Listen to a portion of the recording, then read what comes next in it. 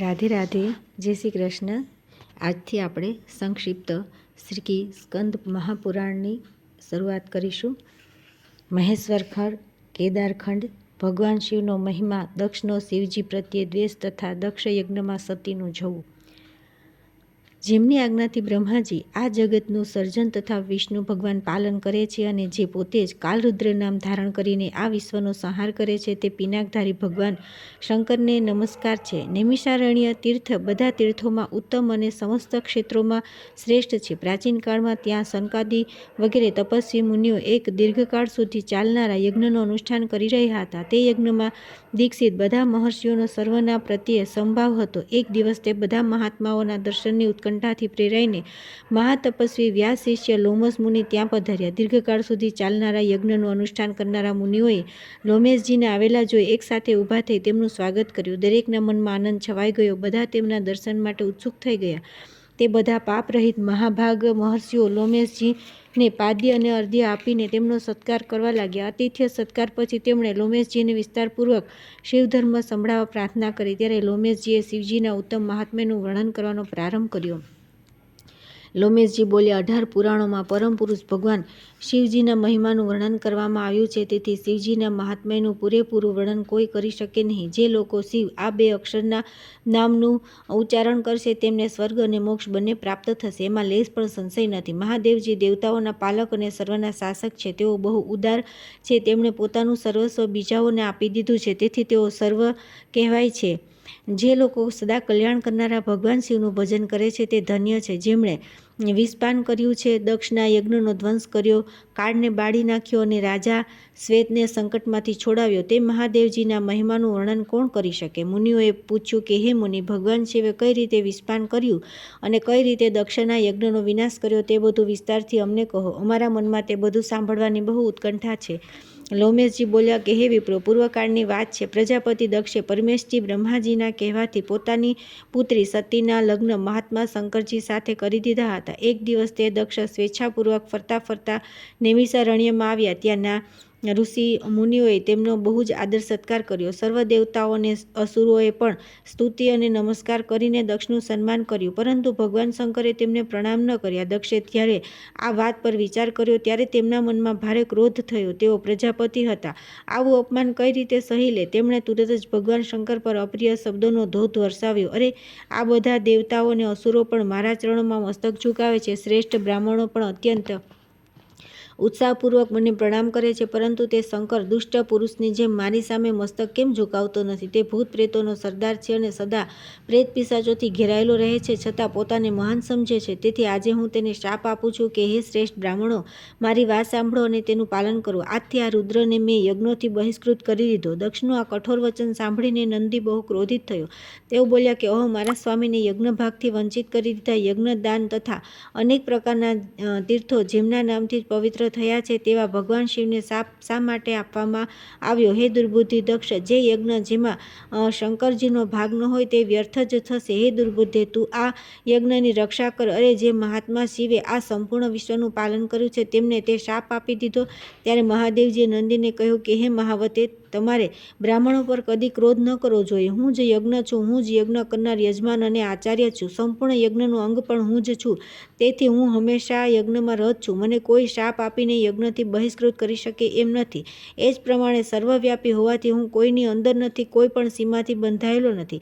આ દ્રષ્ટિથી જોતાં હું હંમેશા બધા યજ્ઞોથી બાહ્ય છું। ભગવાન શંકરના આ પ્રમાણે સમજાવવાથી મહાતપસ્વી નંદીએ વિવેકનો આશ્રય લીધો। શિવજીના સત્સંગથી તેઓ પરમાનંદમાં મગ્ન થઈ ગયા। બીજી બાજુ મુનિઓથી ઘેરાયેલા દક્ષ પણ બહુ જ રોષપૂર્વક પોતાના સ્થાન પર ચાલ્યા ગયા, પરંતુ તેઓ પ્રણામ ન કરનારા રુદ્રને ભૂલી ન શક્યા। વારંવાર શિવે કરેલા પોતાના અપમાનને યાદ કરીને ક્રોધથી બળવા લાગ્યા। એટલું જ નહીં, ભગવાન શિવ પ્રત્યેની પોતાની શ્રદ્ધાને હઠાવી લીધી અને તેઓ શિવના ઉપાસકોની સતત નિંદા કરવા લાગ્યા। એકવાર સ્વયં દક્ષે એક મહાન યજ્ઞનું આયોજન કર્યું। ત્યાં તેમણે મોટા મોટા ઋષિમુનિઓને બોલાવ્યા। વશિષ્ઠ વગેરે અનેક મહર્ષિઓ તે યજ્ઞમાં આવ્યા। અગસ્ત્ય, કશ્યપ, અત્રિ, વામદેવ, ભૃગુ, દધીચિ, ભગવાન વ્યાસ, ભારદ્વાજ અને ગૌતમ આ બધા તથા બીજા પણ ઘણા મહર્ષિઓ ત્યાં આવ્યા। બધા દેવતાઓ, સમસ્ત લોકપાલ, વિદ્યાધરો, ગંધર્વ તથા કિન્નરોનું પણ આગમન થયું। તે યજ્ઞમાં સત્યલોકમાંથી બ્રહ્માજી તથા વૈકુંઠ ધામમાંથી ભગવાન વિષ્ણુને પણ આમંત્રણ આપવામાં આવ્યું હતું. ઇન્દ્રાણીની સાથે દેવરાજ ઇન્દ્ર, રોહિણીની સાથે ચંદ્રમા તથા પોતાની પત્નીની સાથે વરુણદેવ પણ આવ્યા હતા. કુબેરે પુષ્પક વિમાન પર, વાયુદેવ મૃગ પર તથા અગ્નિદેવે બકરા પર બેસીને આવ્યા હતા. નૈઋત્ય કોણના અધિપતિ નિરુતિ પ્રેતના ખભા પર બેસીને આવ્યા હતા. આ પ્રમાણે બધા લોકો દક્ષની યજ્ઞશાળામાં ઉપસ્થિત થયા. દક્ષે બધાનો સત્કાર કર્યો. તેમને ત્યાં વિશ્વકર્માના બનાવેલા અનેક દિવ્ય મહેલ હતા. તે બધા મહેલો કિંમતી સાધન સામગ્રીથી સજાવેલા હતા તથા અત્યંત પ્રકાશમાન હતા. તે જ મહેલોમાં દક્ષે પોતાના અતિથિઓને યથાયોગ્ય નિવાસ સ્થાન આપ્યા હતા. દક્ષનો તે મહાયજ્ઞ કનખલ તીર્થમાં પ્રારંભ થયો. તેમાં તેમણે ભૃગુ વગેરે તપોધનોને ઋત્વિજ બનાવ્યા. અનેક પ્રકારની અજાયબી અને મંગલાચાર સંપન્ન કરીને દક્ષે તે યજ્ઞની દીક્ષા લીધી. તેમની સાથે તેમના ધર્મપત્ની પણ બેઠા હતા. બ્રાહ્મણોએ સ્વસ્તિ વાચન કર્યું. તે સમયે પોતાના સુહૃદોથી ઘેરાયેલા દક્ષ પોતાનું મહત્વ વધી જવાના કારણે વિશેષ પ્રભાવશાળી દેખાતા હતા. એ જ સમયે મહર્ષિ દધીચીએ દક્ષને આ પ્રમાણે કહ્યું: પ્રજાપતિ, આ બધા દેવતાઓ, મોટા મોટા ઋષિઓ તથા લોકપાલો પણ તમારા યજ્ઞ મંડપમાં પધાર્યા છે. તેમ છતાં પિનાકપાણી મહાત્મા શંકર વિના આ યજ્ઞ બહુ શોભતો નથી. જેમના વિના મંગળ પણ અમંગળમાં પરિણિત થઈ જાય છે તથા જે ત્રિનેત્રધારી ભગવાનની ઉપસ્થિતિથી અમંગળ પણ તુરત જ મંગળમાં ફેરવાઈ જાય છે, તેમના દર્શન હજી સુધી અહીં કેમ થતા નથી? હે દક્ષ, હવે તમારે જ ભગવાન વિષ્ણુ અને ઇન્દ્રની સાથે જઈને પરમેષ્ઠી ભગવાન મહેશ્વરને બોલાવી લાવવા જોઈએ. તે યોગી શંકરની ઉપસ્થિતિથી અહીંનું વાતાવરણ બધું જ પવિત્ર થઈ જશે. જેમના સ્મરણ અને નામોચ્ચારથી સર્વ પુણ્યમય બની જાય છે. દધીચીની આ વાત સાંભળીને દક્ષ ગુસ્સે થઈ ગયા અને તુરત જ જવાબ આપવા લાગ્યા. દક્ષનો આંતભાવ દૂષિત હતો જ, પરંતુ ઉપરથી તેઓ હસતા હોય એ રીતે બોલ્યા: સર્વ દેવતાઓના મૂળ છે ભગવાન વિષ્ણુ. સનાતન ધર્મ તેમનામાં સ્થિત છે. જેમનામાં સંપૂર્ણ વેદ, યજ્ઞ અને વિવિધ પ્રકારના સત્કર્મો પણ પ્રતિષ્ઠિત છે. તે ભગવાન વિષ્ણુ તો અહીં પધાર્યા જ છે. સત્યલોકમાં લોકપિતામાં બ્રહ્માજી પણ આવી ગયા છે. તેમની સાથે બધા વેદ, ઉપનિષદ અને વિવિધ પ્રકારના શાસ્ત્રો પણ છે.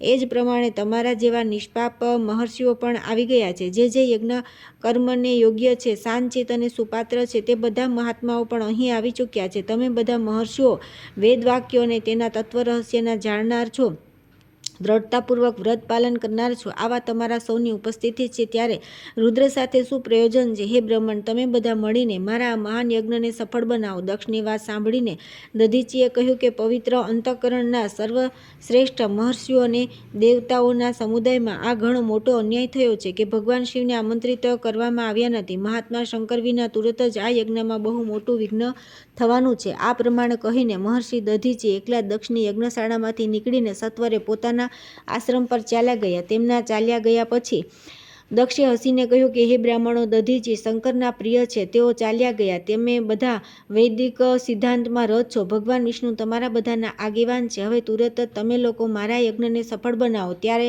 તે બધા મહર્ષિઓ ત્યાં દેવયજ્ઞનો પ્રારંભ કર્યો. એ જ સમયે મહાદેવી દક્ષકુમારી સતીએ, જેઓ ગંધમાદન પર્વત પર પોતાની સખીઓ સાથે રહેતા હતા, તેમણે રોહિણીની સાથે ચંદ્રમાને ક્યાંક જતા જોયા. તેઓ યજ્ઞમાં જઈ રહ્યા હતા. સતીએ પોતાની સખી વિજયાને કહ્યું કે વિજય, તું જલ્દી જઈને પૂછ તો ખરી કે આ ચંદ્રમા ક્યાં જઈ રહ્યા છે. તેમના આદેશથી વિજયા ચંદ્રમા પાસે ગઈ અને વિનય સાથે તેમની યાત્રાનો ઉદ્દેશ પૂછ્યો. ચંદ્રમાએ દક્ષના યજ્ઞમાં જઈ રહ્યા હોવાની વાત જણાવી દીધી. આ સાંભળીને વિજયાને બહુ હર્ષ અને આશ્ચર્ય થયું. તેણે આવીને સતીને ચંદ્રમાએ કહેલી બધી વાતો સંભળાવી. સાંભળીને દેવી સતીએ વિચાર કર્યો કે શું કારણ છે? પિતાશ્રી મને બોલાવતા નથી. શું મારા યશસ્વીની માતા પણ મને ભૂલી ગયા? આજે હું ભગવાન શંકરને આનું કારણ પૂછું છું. એવો નિશ્ચય કરીને સતીદેવી ભગવાન શંકર પાસે ગયા. તેમણે જોયું તો ત્રિનેત્રધારી મહેશ્વર સભા મંડપમાં બિરાજેલા છે. ચંડમુંડ વગેરે બધા પાર્ષદો તેમની ચારે બાજુ બેઠા છે.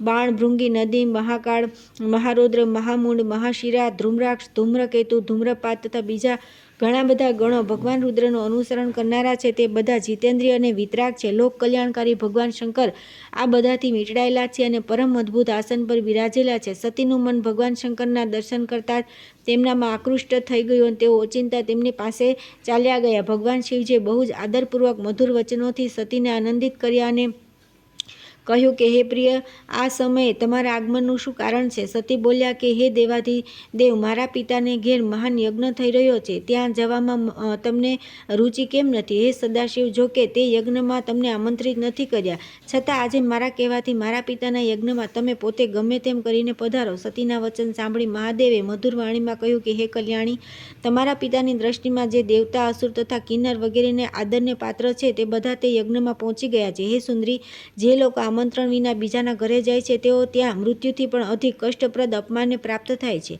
હે શુભે, બીજાના ઘરે જવાથી ઇન્દ્ર પણ લઘુતાને પ્રાપ્ત થાય છે. તેથી તમારે પણ દક્ષના યજ્ઞમાં જવું ન જોઈએ. મહાત્મા ભગવાન શંકરના આ પ્રમાણે કહેવાથી સતીએ પોતાના પિતા પ્રત્યે રોષ પ્રગટ કરનારા વચન કહ્યા કે હે નાથ, જેમના વડે સંપૂર્ણ યજ્ઞ સફળ થાય છે તે દેવોના સ્વામી તો તમે જ છો.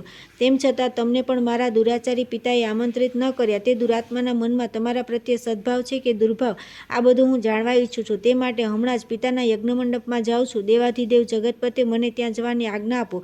સતીદેવીના આ પ્રમાણે કહેવાથી ભગવાન મહેશ્વર બોલ્યા કે હે ઉત્તમ વ્રતનું પાલન કરનારા દેવી, જો આવી જ વાત છે તો આ નંદી પર બેસીને વિવિધ પ્રકારના પ્રથમ ગણોને સાથે લઈ તમે તુરત ત્યાં જવા પ્રસ્થાન કરો. હું આજ્ઞા આપું છું. ભગવાન શિવના આદેશથી 8,000 રુદ્રગણો સતીની સાથે ગયા. તે ગણોથી વીંટળાયેલા દેવીએ પોતાના પિતાના ઘર તરફ પ્રસ્થાન કર્યું. સતી દેવી જ્યારે પિતાના ઘરે ચાલ્યા ગયા ત્યારે બધી વાતનો વિચાર કરી ભગવાન મહેશ્વરે પોતાના મુખેથી આ વચન કહ્યા. પોતાના પિતા દ્વારા અપમાનિત થઈને દક્ષપુત્રી સતી હવે પાછી આવશે નહીં. ત્યાર પછી આવે છે સતીનો અગ્નિ પ્રવેશ, દક્ષ યજ્ઞ વિધ્વંસ તથા દક્ષ પર પુનઃ ભગવાન શિવની કૃપા. દક્ષપુત્રી સતી તે સ્થાન પર ગયા જ્યાં તે મહાન પ્રકાશમાન યજ્ઞ થઈ રહ્યો હતો. વિવિધ પ્રકારના વિસ્મયકારક કૌતુકથી પરિપૂર્ણ પિતાના તે ભવનને જોઈને સતી દેવી દ્વાર પર જ રોકાઈ ગયા અને નંદી પરથી ઉતરીને તે આમ તેમ જોવા લાગ્યા. તેમણે માતા પિતા, સુહૃદ, સંબંધી તથા બંધુ બાંધવોને જોયા. માતા પિતાને મસ્તક ઝુકાવી તેઓ બહુ પ્રસન્ન થયા. પોતાના નિર્ધારિત પ્રસ્તાવને અનુરૂપ બોલ્યા કે હે પિતાશ્રી, જેમનાથી આ સંપૂર્ણ ચરાચર જગત પવિત્ર થાય છે તે પરમ કલ્યાણપ્રદ ભગવાન શંકરને તમે કેમ બોલાવ્યા નથી? પછી ઋષિઓને ઉદ્દેશીને કહ્યું કે હે ભૃગુજી, શું તમે ભગવાન શિવને જાણતા નથી? હે મહામતે કશ્યપ, શું તમે મહાદેવજીથી અપરિચિત છો? હે અત્રિ વશિષ્ઠ તથા કણવજી, શું તમે પણ મહેશ્વરના મહિમાને જાણતા નથી? હે ઇન્દ્ર, આ સમયે તમારું શું કર્તવ્ય છે? હે ભગવાન વિષ્ણુ, તમે તો પરમેશ્વર મહાદેવજીને સારી રીતે જાણો છો. હે બ્રહ્માજી, શું તમને મહાદેવજીના પરાક્રમનું જ્ઞાન નથી? સતીની વાત સાંભળીને દક્ષે ક્રોધિત થઈને કહ્યું કે હે ભદ્રે, તમારી આવી વાતોનો શો અર્થ છે? અત્યારે તમારે અહીં કોઈ જરૂર નથી. રોકાઓ અથવા ચાલ્યા જાઓ. તમે અહીં આવ્યા જ શા માટે? તમારો પતિ જે શિવ કહેવાયો છે તે અમંગળોનું મૂર્તિમાન સ્વરૂપ છે, કુળવાન પણ નથી, વેદથી બહિષ્કૃત છે, તે ભૂત પ્રેત અને પિશાચોનો સ્વામી છે, તેથી આ યજ્ઞમાં તેને આમંત્રિત કરવામાં આવ્યો નથી. વિશ્વવંદિતા સતી પોતાના પિતાને શિવજીની નિંદા કરતા જોઈને ક્રોધિત થઈ ગયા અને વિચાર કરવા લાગ્યા કે જે મહાદેવજીની નિંદા કરે છે તથા જે તેમની નિંદા ચૂપચાપ સાંભળે છે તે બંને નરકમાં જાય છે અને જ્યાં સુધી સૂર્યચંદ્રમાનું અસ્તિત્વ છે ત્યાં સુધી તે નરકમાં જ પડ્યા રહે છે. તેથી હવે હું મારા આ દેહનો ત્યાગ કરું છું, અગ્નિમાં પ્રવેશી જઈશ. આ પ્રમાણે વિચાર કરીને સતી શિવ, રુદ્ર વગેરે નામોનું ઉચ્ચારણ કરીને અગ્નિમાં પ્રવેશી ગયા. આ જોઈને તેમની સાથે આવેલા સમસ્ત શિવગણો હાહાકાર કરવા લાગ્યા. ઋષિ ઇન્દ્ર અને દેવતા મરુદગણ, વિશ્વદેવ, અશ્વિની કુમાર તથા સંપૂર્ણ લોકપાલ સ્તબ્ધ થઈ ગયા. દક્ષ યજ્ઞમાં સામેલ થયેલા સર્વ ઋષિમુનિઓ આ ઘટનાથી ભયભીત થઈ ગયા. દરમિયાન મહાત્મા નારદજીએ મહાદેવજી પાસે જઈને દક્ષના બધા કરતૂતો કહી સંભળાવ્યા. તે સાંભળીને ભયંકર, પરાક્રમી, પરમ ક્રોધવાન જગદીશ્વર ભગવાન રુદ્ર ઘણા જ ક્રોધાયમાન થયા. લોક સંહારકારી રુદ્રે પોતાની જટા ઉખાડી તેને પર્વતના શિખર પર ક્રોધપૂર્વક પછાડી. જટા ઉખડવાથી મહાયશસ્વી વીરભદ્ર પ્રગટ થયા. તેમની સાથે કરોડો ભૂત પ્રેતોથી વીંટળાયેલું કાલીનું પણ પ્રાગટ્ય થયું. મહાત્મા રુદ્રના ક્રોધ અને નિશ્વાસથી સેંકડો પ્રકારના જ્વર તથા 13 પ્રકારના સનેપાત રોગ ઉત્પન્ન થયા. વીરભદ્રે ભયંકર પરાક્રમી રુદ્રને કહ્યું કે હે પ્રભુ, તુરત આજ્ઞા આપો, આ સેવકનું શું કામ છે? ભગવાન રુદ્રે આજ્ઞા આપી કે હે મહાબાહુ વીર, શીઘ્રતાથી જાઓ ને દક્ષના યજ્ઞનો વિનાશ કરો. દેવાધિદેવ મહાદેવની આજ્ઞા શિરોધાર્ય કરી મહાતેજસ્વી વીરભદ્ર તમામ ભૂતોથી ઘેરાયેલા દક્ષના યજ્ઞ તરફ ચાલી નીકળ્યા. તેમની સાથે કાલિકા દેવી પણ હતા. તે જ સમયે દક્ષના યજ્ઞમાં ઓચિંતા અપશુકન થવા લાગ્યા. ધૂળ અને કાંકરાઓની સાથેની ભયંકર આંધી શરૂ થઈ. મેઘ લોહીની વૃષ્ટિ કરવા લાગ્યો. બધી દિશાઓમાં અંધકાર છવાઈ ગયો. પૃથ્વી પર હજારો ઉત્પાત થવા લાગ્યા. આ પ્રકારના અનિષ્ટોની આગાહી કરતા ઉત્પાતો ત્યાં દેવતાઓ વગેરેને દેખાવા લાગ્યા. મહાન ડરથી દક્ષ પણ ધ્રુજવા લાગ્યા. તેઓ ભગવાન વિષ્ણુને શરણે ગયા અને વિનય વિનયપૂર્વક કહેવા લાગ્યા કે હે મહાવિષ્ણુ, તમે મારા પરમ ગુરુ છો, રક્ષા કરો, રક્ષા કરો. હે સુરશ્રેષ્ઠ, તમે જ યજ્ઞ છો, આ મહાન સંકટમાંથી મને મુક્ત કરો. દક્ષે આ પ્રમાણે પ્રાર્થના કરવાથી ભગવાન મધુસૂદને કહ્યું કે હે બ્રહ્મન, એમાં સંદેહ નથી કે મારે તમારી રક્ષા કરવી જોઈએ, પરંતુ તમે ધર્મને જાણતા હોવા છતાં પણ મહેશ્વરની અવગણના કરી છે. મહેશ્વરના અનાદરથી તમારું બધું જ નિષ્ફળ થઈ જશે. જ્યાં અપૂજ્ય વ્યક્તિઓનું પૂજન થાય છે તથા પૂજનીય મહાત્માઓનું પૂજન થતું નથી, ત્યાં 3 સંકટો અવશ્ય આવે છે: દુકાળ, મૃત્યુ તથા ભય. તેથી તમામ પ્રયત્નો કરીને ભગવાન શંકરને પ્રસન્ન કરવા જોઈએ. તમારા યજ્ઞમાં મહેશ્વરનું સન્માન થયું નથી, તે કારણે આ મહાન ભય ઉપસ્થિત થયો છે. અત્યારે તો આપણે બધા મળીને આ ભયનું નિવારણ કરવામાં સમર્થ નથી. આ બધું તમારી દુષ્ટ નીતિના કારણે થઈ રહ્યું છે. ભગવાન વિષ્ણુના આ વચન સાંભળીને દક્ષે ચિંતિત થઈને તેમનું મુખ સુકાઈ ગયું. એટલામાં તો પોતાની સેનાથી ઘેરાયેલા મહાતેજસ્વી વીરભદ્ર પણ આવી પહોંચ્યા. તેમની સાથે કાલી, કાત્યાયની, ઈશાની, ચામુંડા, મર્દિની, ભદ્રકાળી, ભદ્રા, ત્વરિતા તથા વૈષ્ણવી, આ 9 દુર્ગાઓ તથા ભૂતોનો મહાન સમુદાય પણ હતો. શાકિની, ડાકિની, ભૂત, પ્રમદ, ગુહ્ય, કુષ્મંડ, કરપટ, વટુક, બ્રહ્મરાક્ષસ, ભૈરવ, ક્ષેત્રપાલ, રાક્ષસ, યક્ષ, વિનાયક તથા 64 યોગિનીઓનું મંડળ, આ બધા તે મહાન યજ્ઞ મંડપમાં ઓચિંતા પ્રગટ થઈ ગયા. ભગવાન શંકરના તે પાર્ષદોએ દેવતાઓની સાથે યુદ્ધ શરૂ કર્યું. લોકપાલો સહિત દેવતાઓએ પણ શિવના ગણો પર અસ્ત્ર-શસ્ત્રોથી પ્રહાર કર્યો. જોકે તેઓ લાખોની સંખ્યામાં હતા, તેમ છતાં ઇન્દ્ર વગેરે લોકપાલોએ તેમને યુદ્ધમાંથી વિમુખ કરી દીધા. તે સમયે દેવતાઓનો વિજય અને યજમાનના સંતોષ માટે મહર્ષિ ભૃગુએ શિવગણો સામે ઉચ્ચાટનનો પ્રયોગ કર્યો હતો. તે કારણે તે સમયે દેવતાઓ વિજયી થયા. પોતાના સૈનિકોનો પરાજય જોઈને વીરભદ્ર ભારે ક્રોધિત થયા. તેમણે ભૂત, પ્રેત અને પિશાચોને પાછળ રાખી વૃષભાસ્યને આગળ કર્યા અને પોતે પણ આગળ આવી ગયા. મહાબલી વીરભદ્રે એક તીક્ષ્ણ ત્રિશૂલ હાથમાં લઈ દેવતાઓ, યક્ષ, દક્ષ, પ્રક્ષના, પિશાચો, ગુહ્યકો તથા રાક્ષસોને પણ તે યુદ્ધમાં મારી નાખ્યા. તમામ શિવગણોએ ત્રિશૂળ વડે દેવતાઓ પર ભારે પ્રહાર કર્યા. પછી તો બધા દેવતાઓ પરાજિત થઈને ભાગવા લાગ્યા. બધાએ એકબીજાને છોડીને સ્વર્ગનો રસ્તો પકડ્યો. માત્ર ઇન્દ્ર વગેરે લોકપાલો જ વિજયની આશાએ ત્યાં ઊભા રહ્યા. તેઓ વારંવાર બૃહસ્પતિજીને પૂછતા હતા કે ગુરુદેવ, અમારો વિજય કઈ રીતે થશે? જ્યારે બૃહસ્પતિજીએ કહ્યું કે ભગવાન વિષ્ણુએ જે વાત પહેલાં જ કહી દીધી હતી તે આજે સાચી પડી. જો ફળરૂપમાં પરિણિત થયેલા કર્મોનો નિયામક કોઈ ઈશ્વર છે તો તે પણ કર્તાનો આશ્રય લે છે. જે કરતા નથી તેના પર તે પોતાનું પ્રભુત્વ પ્રગટ કરતો નથી. કર્મ કરનારને જ ઈશ્વર ફળ આપે છે, ન કરનારને નહીં. તે ઈશ્વર માત્ર અનન્ય ભક્તિથી જાણવા યોગ્ય છે. પરમ શાંતિ અને સંતોષ વડે જ ભગવાન સદાશિવના સ્વરૂપને જાણી શકાય છે. તેમનાથી જ આ સંપૂર્ણ સુખ દુઃખરૂપી જગત જન્મ અને જીવન ધારણ કરે છે. અત્યારે તો તમારા વિજયનો કોઈ ઉપાય દેખાતો નથી. હે ઇન્દ્ર, તમે મૂર્ખતા અને લોલુપતાવશ આ લોકપાલોની સાથે અહીંયા આવી ગયા છો. કહો તો ખરા, હવે શું કરશો? આ પરમ શોભાયમાન ગણો ભગવાન શિવના કિંકર છે. તેઓ જ આ ગણોના સહાયક છે. આ બધા કોપાયમાન થઈને જ્યારે સંહારનો આરંભ કરે છે ત્યારે કોઈને બાકી રાખતા નથી. બૃહસ્પતિનું આ કથન સાંભળીને તે બધા દેવતા, લોકપાલ અને ઇન્દ્ર પણ ચિંતામાં ડૂબી ગયા.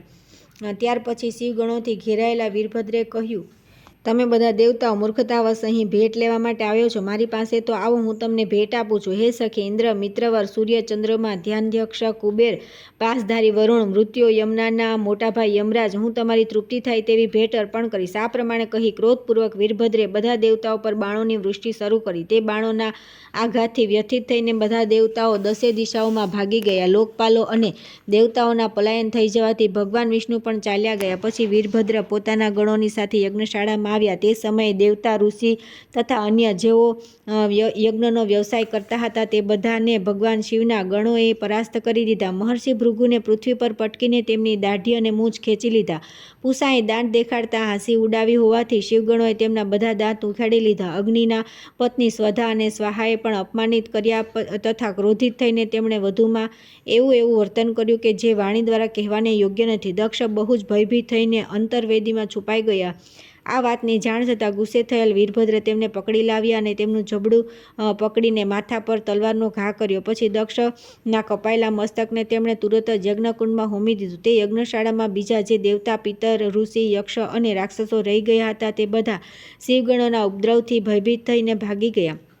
ચંદ્રમા, આદિત્યો, ગ્રહમંડળ, નક્ષત્ર અને તારા એ બધાને શિવગણોએ ભગાડી દીધા. બ્રહ્માજીના પોતાના પુત્ર દક્ષના શોકથી દુઃખી થઈને સત્યલોકમાં ચાલ્યા ગયા અને ત્યાં સ્વસ્થ ચિત્તે વિચાર કરવા લાગ્યા કે હવે મારે શું કરવું જોઈએ. આ અપમાનના કારણે બ્રહ્માજીને શાંતિ ન મળી. આ બધું તે દક્ષના પાપનું જ ફળ છે એવું સમજી પિતામહે કૈલાસ પર્વત પર જવાનો નિશ્ચય કર્યો. મહાતેજસ્વી બ્રહ્માજી હંસારૂઢ થઈ બધા દેવતાઓની સાથે પર્વતોમાં શ્રેષ્ઠ કૈલાસ પર્વત પર ગયા. ત્યાં તેમણે નંદી સાથે એકાંતમાં બેઠેલા ભગવાન સદાશિવના દર્શન કર્યા. કર્યા. તેમના મસ્તક પર બાંધેલી જટા શોભી રહી હતી. ભગવાન શિવને જોઈને બ્રહ્માજી દંડવત લાકડીની જેમ પૃથ્વી પર પડી ગયા અને પોતાનો અપરાધ ક્ષમા કરાવવા માટે તૈયાર થઈને ચારે મુગળોથી ભગવાન શિવના ચરણાવિંદનો સ્પર્શ કરી તેમની સ્તુતિ કરવા લાગ્યા. બ્રહ્માજી બોલ્યા કે હે શાંત સ્વરૂપ સર્વત્ર વ્યાપક પરબ્રહ્મ પરમાત્મા ભગવાન રુદ્રને નમસ્કાર છે. મસ્તક પર બાંધેલી જટા ધારણ કરનારા મહાન જ્યોતિર્મય મહેશ્વરને નમસ્કાર છે. હે ભગવાન, તમે જગતનું સર્જન કરનારા પ્રજાપતિઓના સર્જક છો. તમે સૌનું ધારણ પોષણ કરો છો. તમે સર્વના પ્રપિતામહ છો. તમે જ રુદ્ર, મહાન નીલકંઠ અને વેદા છો. તમને નમસ્કાર છે. આ સંપૂર્ણ જગત તમારું સ્વરૂપ છે. તમે જ તેના આદિ કારણ છો. આ જગતને આનંદ આપનારા પણ તમે જ છો. તમને નમસ્કાર છે. તમે જ ઓમકાર, વષટકાર તથા સંપૂર્ણ આયોજનોના પ્રવર્તક છો. યજ્ઞ યજમાન અને યજ્ઞ પ્રવર્તક પણ તમે જ છો. હે પ્રભુ, હે દેવેશ્વર, યજ્ઞના પ્રવર્તક હોવા છતાં પણ તમે આ યજ્ઞનો વિનાશ કેમ કર્યો? હે મહાદેવ, તમે બ્રાહ્મણોના હિતેશી છો, છતાં તમારા દ્વારા દક્ષનો વધ કઈ રીતે થયો? હે રુદ્ર, તમે તો ગાયો અને બ્રાહ્મણોના પ્રતિપાલક કરનાર છો. સર્વ પ્રાણીઓને શરણ આપનાર છો. રક્ષા કરો, રક્ષા કરો. મહાદેવજીએ કહ્યું કે હે પિતામહ, સાવધાન થઈને મારી વાત સાંભળો. દક્ષ પોતાના કર્મથી મરાઈ ગયો છે, એમાં લેશ પણ શંકા નથી. તેથી કોઈએ પણ કદાપી એવું કાર્ય ન કરવું જોઈએ જે બીજાને કષ્ટદાયી હોય. હે બ્રહ્મણ, જો બીજાને કષ્ટદાયી થાય એવું કાર્ય કરવામાં આવે તો તે એકને એક દિવસ પોતાના ઉપર આવી પડે છે. આમ કહી ભગવાન શંકર તે સમયે બ્રહ્મા વગેરે દેવતાઓની સાથે કનખલ તીર્થમાં, જ્યાં પ્રજાપતિ દક્ષના યજ્ઞ મંડપ હતો, ત્યાં ગયા. ત્યાં જઈ તેમણે વીરભદ્ર દ્વારા જે કંઈ ઉપદ્રવ કરવામાં આવ્યું હતું તે બધું જોયું. સ્વાહા, સ્વધા, પૂષા, બુદ્ધિમાનોમાં શ્રેષ્ઠ ભૃગુ, બીજા ઋષિઓ, સર્વ પિત્તર, યક્ષ, ગંધર્વ અને કિન્નરો જ્યાં જે સ્થિતિમાં પડ્યા હતા તે બધાને ભગવાન શિવે જોયે. કેટલાકના અંગો ભાગી ગયા હતા, કોઈની દાઢી મૂછ ખેંચી કાઢી હતી તથા કેટલાક લોકો ત્યાં મૃત્યુ પામીને પડ્યા હતા. ભગવાન શંકરને આવેલા જોઈ વીરભદ્રે બધા ગણો સાથે તેમના ચરણોમાં દંડવત પ્રણામ કર્યા. પછી તે બધા હાથ જોડીને ઊભા રહી ગયા. મહાબલી વીરભદ્રે પોતાની સામે ઊભેલા જોઈને મહાદેવજી હસતા રહીને કહ્યું કે હે વીરભદ્રે, આ તમે શું કર્યું? દક્ષને તુરંત અહીં લઈ આવો. જેણે આવો યજ્ઞ કર્યો અને તેવું જ વિલક્ષણ ફળ પ્રાપ્ત કર્યું. શંકરજીને આ પ્રમાણે કહ્યા પછી વીરભદ્ર બહુ ત્વરાથી દક્ષનું ધડ લાવીને તેમની સામે નાખી દીધું. ત્યારે શંકરજીએ કહ્યું કે હે વીરા, દુરાત્મા દક્ષનું માથું કોણ લઈ ગયું? જો મળી જાય તો કપટી હોવા છતાં હું આને જીવતો કરી દઈશ. આ સાંભળીને વીરભદ્રે કહ્યું કે હે ભગવાન, મેં તે જ સમયે આના મસ્તકને અગ્નિમાં હોમી દીધું હતું. હવે તો માત્ર પશુનું મસ્તક બચ્યું છે, પરંતુ તેનું મુખ બહુ વિકૃત થઈ ગયું છે. આ બધી વાતો જાણ્યા પછી ભગવાન શિવે પશુના ભયંકર મુખને, જેમાં દાઢી પણ હતી, દક્ષના ધડ સાથે જોડી દીધો. આ પ્રમાણે ભગવાન શંકરની કૃપાથી દક્ષને નવું જીવન પ્રાપ્ત થયું. દક્ષ પોતાની સામે ભગવાન રુદ્રને ઉપસ્થિત જોઈને લજવાઈ ગયા. તેમણે લોક કલ્યાણકારી ભગવાન શંકરના ચરણોમાં માથું ઝુકાવી તેમની સ્તુતિ કરી. દક્ષ બોલ્યા કે સર્વને વરદાન આપનારા સર્વશ્રેષ્ઠ દેવ ભગવાન શંકરને હું પ્રણામ કરું છું. સનાતન દેવ એવા ભગવાન શિવને હું નમસ્કાર કરું છું. દેવતાઓના પાલક અને ઈશ્વર પાપહારી હરને હું પ્રણામ કરું છું. જગતના એકમાત્ર બંધુ શંભુને હું નમસ્કાર કરું છું. જેઓ સંપૂર્ણ વિશ્વના સ્વામી, વિશ્વરૂપ સનાતન બ્રહ્મ અને સ્વાત્મારૂપ છે, તે ભગવાન શિવને હું શીશ ઝુકાવીને નમસ્કાર કરું છું. પોતાની ભક્તિ દ્વારા પ્રાપ્ત થવા યોગ્ય સર્વરૂપ ભગવાન શિવને હું પ્રણામ કરું છું. જેઓ વરદાયક છે, વર સ્વરૂપ છે અને વરણ કરવા યોગ્ય છે, તે ભગવાન શિવને હું મસ્તક નમાવું છું. દક્ષ દ્વારા આ પ્રમાણે સ્તુતિ કર્યા બાદ ભગવાન શંકરે કહ્યું કે હે સુરશ્રેષ્ઠ, 4 પ્રકારના પુણ્યાત્માઓ મારી સદા ભક્તિ કરે છે: આર્ત, જિજ્ઞાસુ, અર્થાર્થી અને જ્ઞાની. આ બધામાં જ્ઞાની શ્રેષ્ઠ છે. તેથી બધા જ્ઞાની પુરુષો મને વિશેષ પ્રિય છે, એમાં લેશ પણ સંશય નથી. જે જ્ઞાન વિના મને પ્રાપ્ત કરવાનો પ્રયત્ન કરે છે તેઓ અજ્ઞાની છે. તમે માત્ર યજ્ઞાદિ કર્મ દ્વારા સંસાર સાગરથી પાર જવા ઈચ્છો છો, પરંતુ કર્મમાં આસક્ત મૂઢ પુરુષો વેદ, યજ્ઞ, દાન અને તપસ્યાથી પણ મને પ્રાપ્ત કરી શકતા નથી. તેથી તમે અંતઃકરણને એકાગ્ર કરી જ્ઞાનનિષ્ઠ થઈ કર્મ કરો. સુખ દુઃખમાં સંભાવ રાખી સદા પ્રસન્ન રહો. ત્યાર પછી દક્ષને ત્યાં જ કનખલ ક્ષેત્રમાં રહેવાની આજ્ઞા આપી. ભગવાન શિવ પોતાના નિવાસસ્થાન કૈલાસ પર્વત પર ચાલ્યા ગયા. પછી બ્રહ્માજીએ ભૃગુ વગેરે બધા મહર્ષિઓને આશ્વાસન તથા બોધ આપ્યો. તે બધા ઋષિમુનિઓ તત્ક્ષણ જ્ઞાની થઈ ગયા. અહીં પ્રજાપતિ દક્ષને ભગવાન શંકરના ઉપદેશથી શ્રેષ્ઠ જ્ઞાનની પ્રાપ્તિ થઈ ગઈ. તેઓ શિવજીના ધ્યાનમાં તત્પર થઈ તપસ્યા કરવા લાગ્યા. તેથી હંમેશા પ્રયત્નપૂર્વક સૌએ ભગવાન શંકરની આરાધના કરવી જોઈએ. ત્યાર પછી આવે છે શિવ પૂજનનો મહિમા.